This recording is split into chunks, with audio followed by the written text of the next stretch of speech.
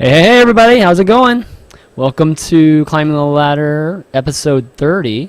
I'm your host, ChanmanV, and joining me as always is John and Mark. What's up, guys? Oh, I just realized I have the region kind of wrong here. I've got your John's barely made it back from the event now. Yeah. Yeah. Yeah, this weekend was, man, how was your trip home? Long. 5 hours for an hour and a half flight. Oh, God. Mine was kind of similar, too. But, I made it home, though. Yeah, exactly, right. But we want to welcome to the show our first guest, who is known for casting, doing a lot of StarCraft 2 casting and some League of Legends casting in Korea, Mr. Noah Kalb, or a.k.a. MoleTrap. What's up, Noah? Hey, man. How's it going? Thanks, man. Thanks for getting up and, kind of allowing us to do the show at the normal time here, because I know it's super early in the morning. Yeah, it's 6 a.m. Here in Korea. Still here for a little bit longer, so it's all right. I was playing some games until about 2, and took a nap, woke up, had some cereal. I'm good to go. Good stuff. Good stuff. Did you get it? Was it Black Ops 2? Yeah. Did you not play Black Ops last night? Come on, man. No, I didn't actually. I'm behind the curve. I'm still playing XCOM. Oh wow. Okay.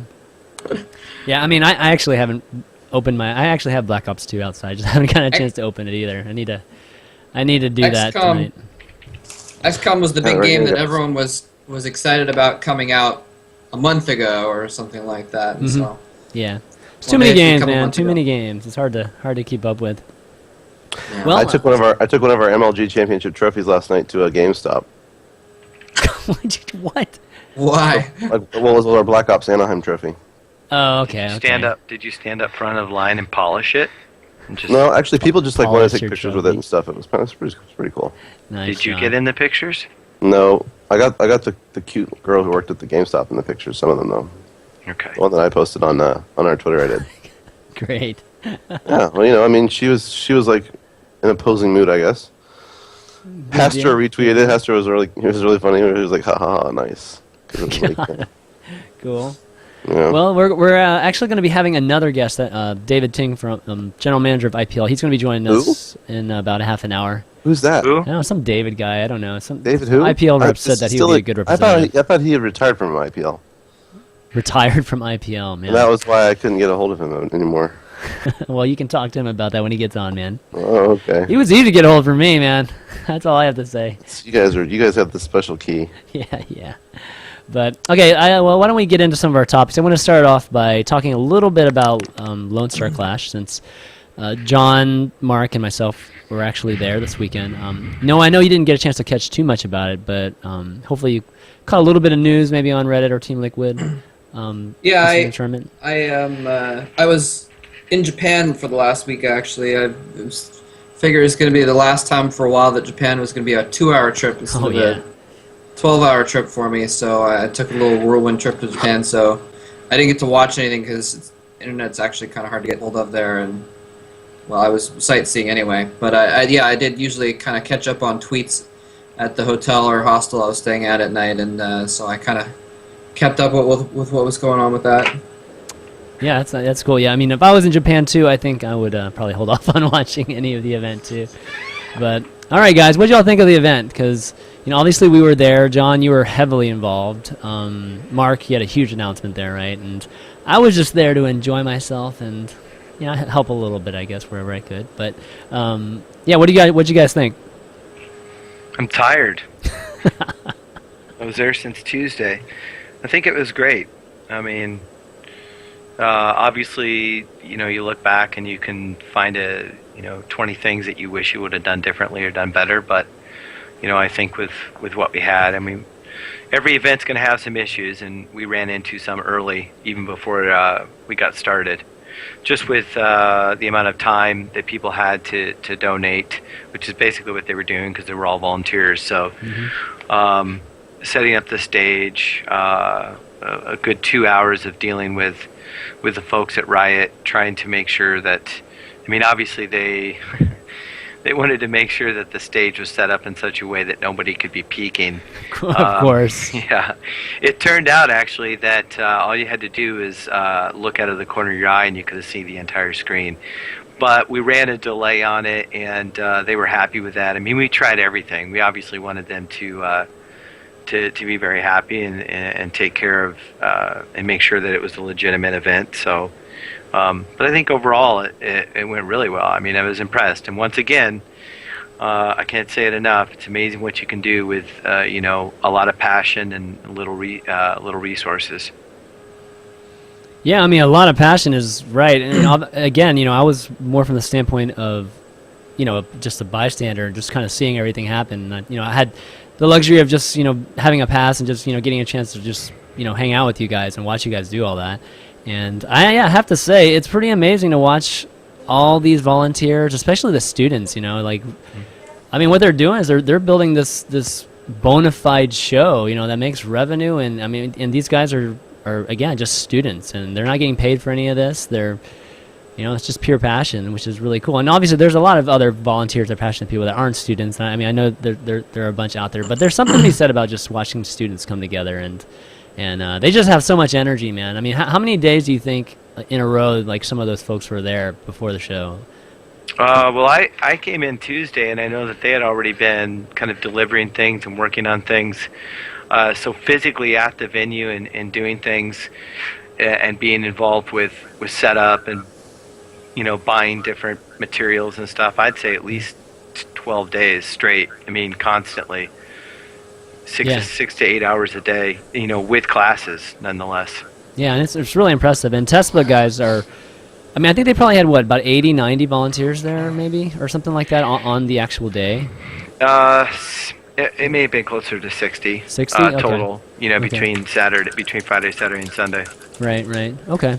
But, Tesla, I think, is 200 to 300 strong, too, membership-wise. So yeah, something like that. Pretty impressive. What were you going to say, Noah? I was going to say, it's kind of amazing. I mean, they just started off as just a local college LAN, just for themselves, basically, and I think they ended up, kind of getting a couple big names for one of their events, and that legitimized them enough to get a lot of big names the next time around. And so it's kind of, like you said, it was just people just, doing a LAN just because they wanted to have a LAN, just because it would be awesome, and it really blew up. Mm-hmm. They actually ended up coming to MLG Providence with us as volunteers to help us with an event in Providence with Incredible Miracle. And I think that they met a lot of people there, of course. And I always knew that they could do something really big because they're such smart dudes, dude. The Rosens are really smart, and I mean, they have this great organization behind them. I think it also is testament to the quality of volunteers you can find at a college campus. I mean, if you look at the fact that there's students, of course, they're really smart. They're most, pretty self-initiated. They have to be, or they wouldn't make it through their classes and stuff. I mean, you hate to downplay them as students and say, well, but they're students, so look how amazing this is because, they're just students. I mean, I think that they're well past that now. I think that this event shows the world that the first one was not a fluke, that they really know what they're doing. They have a world-class tournament organizer in CSN behind them. They've done this now twice, and they've doubled the size, and the partners are happy, and it's a huge victory, I think, regardless of this little technical issue, that little technical issue. I mean, tournaments have technical issues. The real measure of a tournament is how they get past them and how quickly and how seamlessly they actually overcome them than it is about the fact that they occurred in the first place. Yeah, I mean, the scale of this tournament was a lot bigger, too, because they pulled on another game, But it wasn't just the game, too. I mean, we added sponsor booths, which was a big thing, and instead of one room, it was 3 rooms that we were dealing with.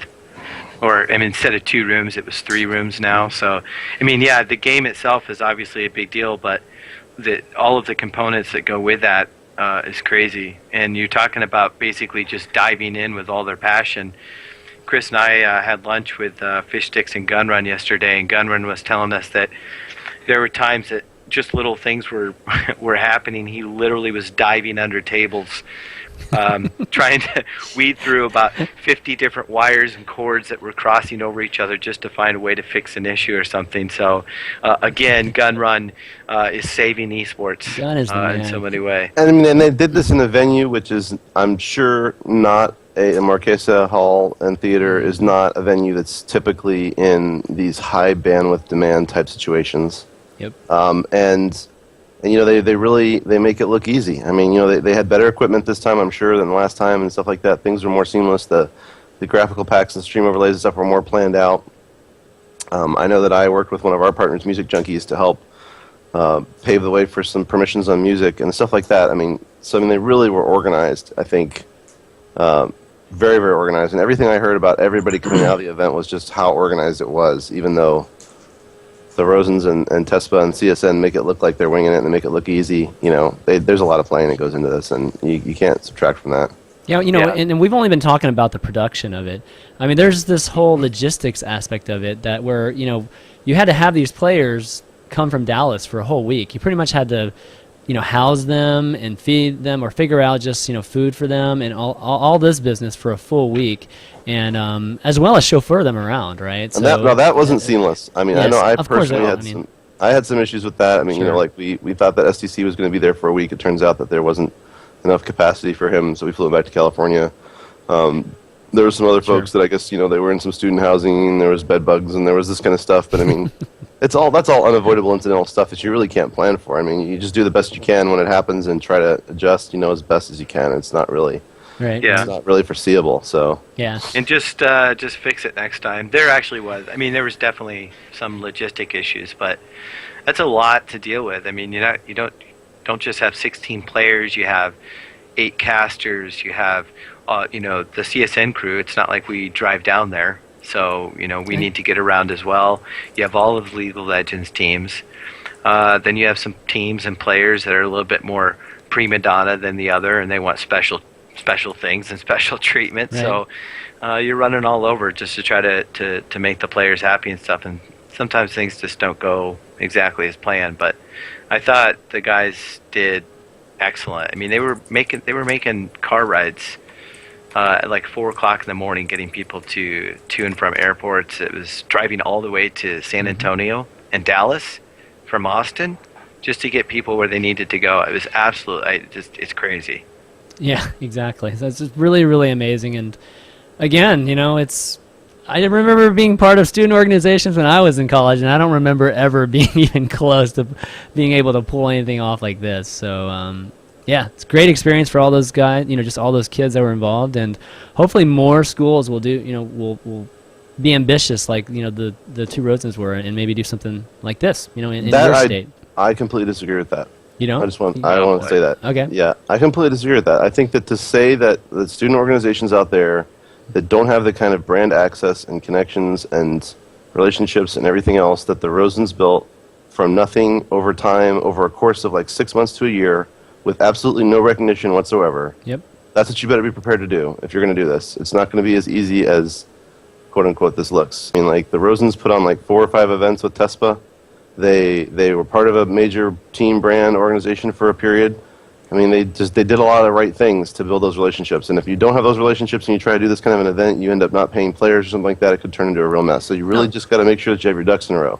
Yep. I mean, nobody's saying to do it at this scale, I guess. But Yeah, I'm just saying, like, exactly. Sure. not organizing your own LAN event, in your local area, and having that be like a college type of event, right? Like where your student organization is setting this event up and really learning the ins and outs of the event. I mean, that's all just great experience for students that are going to be wanting to get a job in a year or two too. You know what I mean? All those kids that are involved there, I mean, that is just great experience for you when you're talking about putting together a resume. All those those guys in the production crew, I mean, this is like full out, this is real work right now. That's what I'm saying, though, is like I want to separate the encouragement to go out and try to do something like this on your own at your own college from where TESPA is, man. TESPA is a world-class tournament organization now. Like, they've been through the Red Bull lands. They've been through, like, they really have their shit together. Yeah, and you got to work up to that.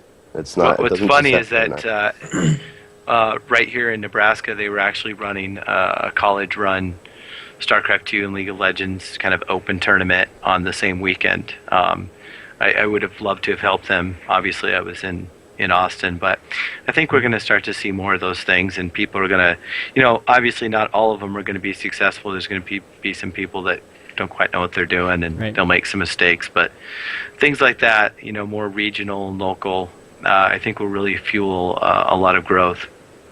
Definitely. Well, let's kind of move on. We kind of spent a lot of time there. Kind of want, Mark, just you to talk a little bit about your big announcement there, which was you picking up Orbits, right? And you picking up a League of Legends team, which, for months now you've been saying that they're just too expensive to pick up a League of Legends team, and that you were probably going to wait, for a little while. But, turn around and next thing you know it, they're on stage announcing that they got picked up by Quantic. So talk to us a little bit about that. Well, I mean, like I said, in my statements to ESFI and others and on interviews and stuff, I mean, it's a lot more. I mean, this is a title we've been watching for well over a year. I think that the larger contingent of StarCraft pro teams at the top level have all been somewhat resistant to this at some level, with the exception of Dignitas, who's been here already for quite some time.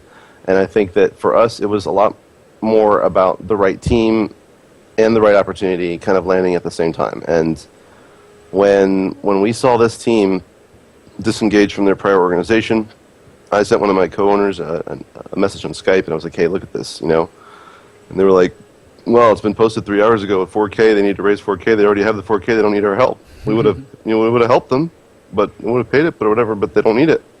I'm like, no, look further. Like, they're looking for a new home.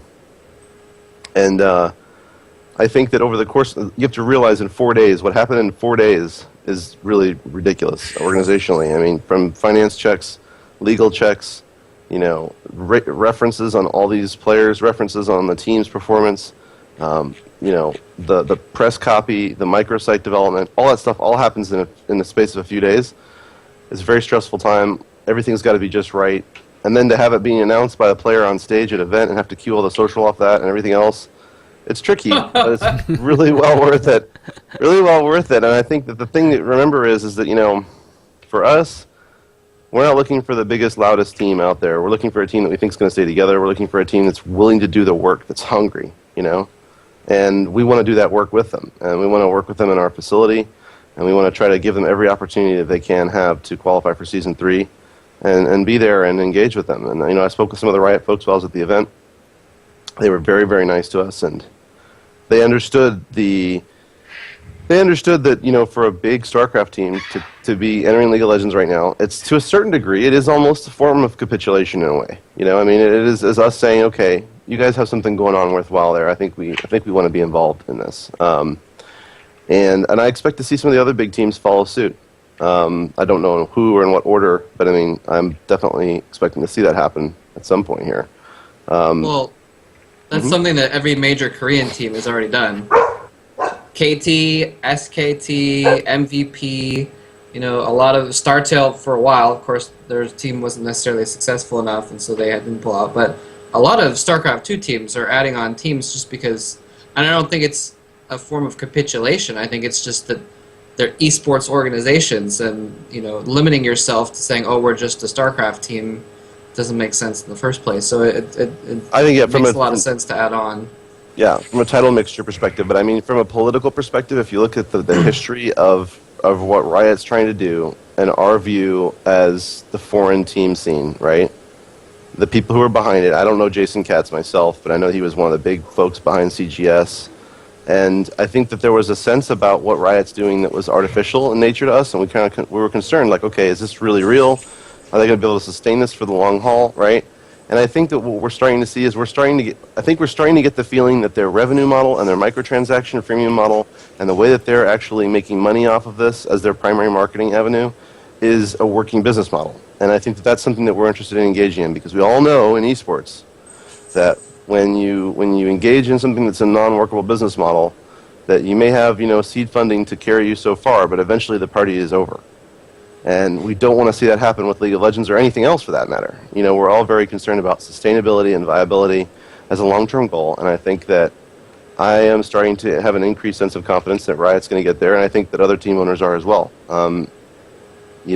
So I mean, juxtaposed to Blizzard, who has very openly fostered a democratized system so far, who I would like to see go in a similar direction as Riot, but not maybe, it depends on how far they decide to take that. But I mean, the point is that I really think that that the democratized model has allowed for a lot of freedom and a lot of innovation, but at the same time, we've got like 40 tournaments a year, and we got people flying all over the place, and we can't all afford to keep that up forever. So I mean, Yep.